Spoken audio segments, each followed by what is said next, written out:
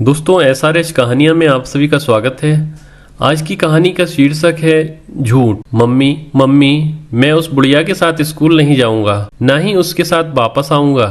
मेरे 10 वर्ष के बेटे ने गुस्से से अपना स्कूल बैग फेंकते हुए कहा तो मैं बुरी तरह से चौंक गई। यह क्या कह रहा है अपनी दादी को? बुढ़िया क्यों कह रहा है? कहाँ से सीख रहा है इतनी बदतमीजी? मैं सोच ही रही थी कि बगल के कमरे से उसके चाचा बाहर निकले और पूछा, क्या हुआ बेटा? उसने फिर कहा, चाहे कुछ भी हो जाए मैं उस बुढ़िया के साथ स्कूल नहीं जाऊंगा। हमेशा डांटती है और मेरे दोस्त भी मुझे चिढ़ाते हैं।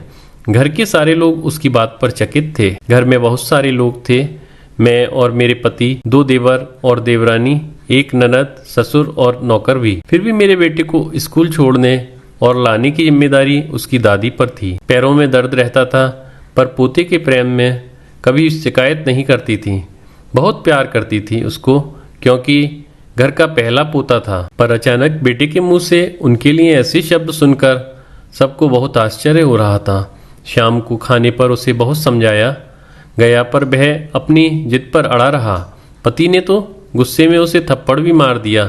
तब सबने तय किया कि कल से उसे स्कूल छोड़ने और लेने माजी नहीं जाएंगी। अगले दिन से कोई और उसे लाने ले जाने लगा, पर मेरा मन विचलित रहने लगा कि आखिर उसने ऐसा क्यों किया। मैं उससे कुछ नाराज भी थी। शाम का समय था, मैंने दूध गर्म किया और बेटे को देने के लिए उसे ढूंढने लगी। मैं छत पर पहुंची तो बेटे के मुंह से मेरे बारे में बात सुनकर मेरे पैर ठिठक गए। मैं छुपकर उसकी बातें सुनने लगी। वह अपनी दादी की गोद में सर रखकर कह रहा था, मैं जानता हूँ दादी कि मम्मी मुझसे नाराज है, पर मैं क्या करता। इतनी ज्यादा गर्मी में भी वो आपको मुझे लेने भेज देते थे। आपके पैरों में दर्द भी तो रहता है। मैंने मम्मी से कहा तो उन्होंने कहा कि दादी अपनी मर्जी से जाती है। दादी, मैंने झूठ बोला, बहुत गलत किया, पर आपको परेशानी से बचाने के लिए मुझे यही सूझा। आप मम्मी को बोल दो मुझे माफ कर दे।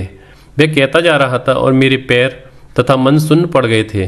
मुझे अपने बेटे के झूठ बोलने के पीछे के बड़प्पन को महसूस कर गर्व हो रहा था। मैंने दौड़कर उसे गले लगा लिया और बोली, नहीं बेटे, तुमने कुछ गलत नहीं किया। हम सभी पढ़े लिखे नासमझों को समझाने का यही तरीका था। धन्यवाद बेटा। दोस्तों, इसी तरह की और कहानियों के लिए आप हमारे YouTube चैनल SRH कहानियाँ सब्सक्राइब करें। वीडियो देखने के लिए आप सभी को बहुत बहुत धन्यवाद।